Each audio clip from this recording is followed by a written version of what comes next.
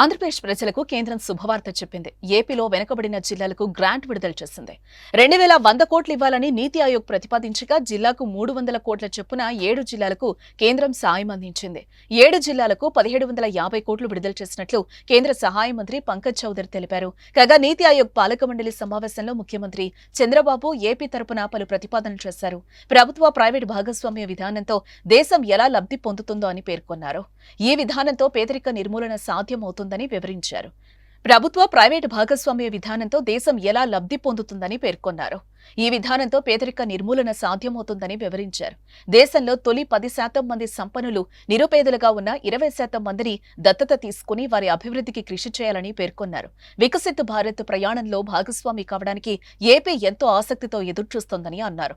నదుల అనుసంధానం, గ్రామీణ ప్రాంతాల నుంచి అన్ని చోట్లకు రహదారులు ఉండాలని అన్నారు.